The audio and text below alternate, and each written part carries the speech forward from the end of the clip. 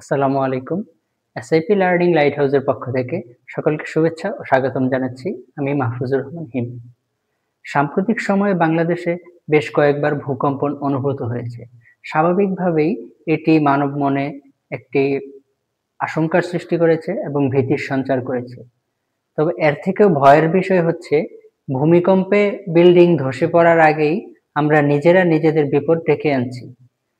আমরা এরই মধ্যে বিভিন্ন জায়গায় খবর পেয়েছি যে এই ভূকম্পনের সময় তাড়াহুড়া করে নামতে গিয়ে অনেকে নিজেরা আহত হয়েছেন এবং শারীরিকভাবে ক্ষতির সম্মুখীন হয়েছেন। যেহেতু ভূমিকম্প এমন একটি প্রাকৃতিক দুর্যোগ যা আগে থেকে জানা সম্ভব নয় এবং এটি সম্পর্কে কোনো পূর্বাভাস দেওয়া সম্ভব নয়।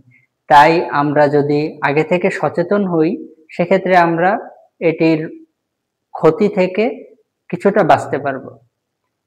আসুন আমরা জেনে নিই ভূমিকম্প চলাকালীন সময়ে আমাদের কি করণীয় এবং কি বর্জনীয়। আমাদের মূলত ৩টি বিষয়ের প্রতি খেয়াল রাখতে হবে। প্রথমত হচ্ছে ভূমিকম্প যখন আমরা অনুভব করব সেই সময় আমরা দৌড়াদৌড়ি না করে যে অবস্থানে আছি সেই অবস্থানেই থেমে যাব। দ্বিতীয়ত হচ্ছে ড্রপ এন্ড কভার।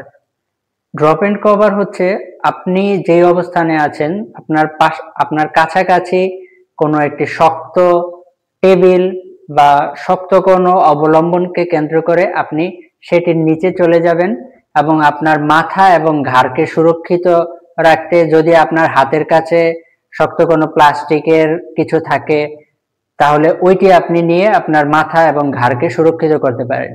আর যদি ওই মুহূর্তে আপনি এরকম কোনো কিছু না পান সেক্ষেত্রে আপনার হাত দিয়েই আপনার মাথা এবং ঘাড়কে সুরক্ষিত করতে হবে এবং আপনি ওই শক্ত অবস্থানের নিচে চলে যাবেন।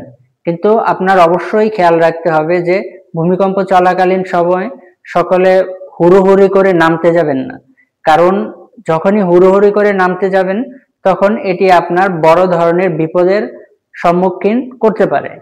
তাই এই বিষয়টি আমাদের মাথায় রাখতে হবে।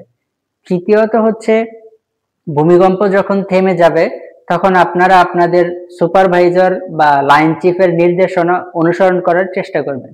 যদি আমরা লাইন ধরে নেমে যাই তাহলে সর্বোচ্চ 2 মিনিটের মধ্যে আমরা সকলে একটি জায়গা থেকে নেমে যেতে পারবো। কিন্তু আমরা যদি এলোমেলো ভাবে বিচ্ছিন্নভাবে হুড়োহুড়ি করে নামতে যাই তাহলে দেখা যাবে পদদলিত হয়ে আহত বা এর থেকেও বড় ধরনের ক্ষতির সম্মুখীন হতে পারে। অতএব এই 3টি বিষয় আমাদেরকে খুব ভালোভাবে খেয়াল রাখতে হবে এবং আমাদের সচেতনতাই পারে ভূমিকম্পের মতো এই দুর্যোগ মোকাবেলা করতে সহায়তা করতে। ধন্যবাদ সবাইকে।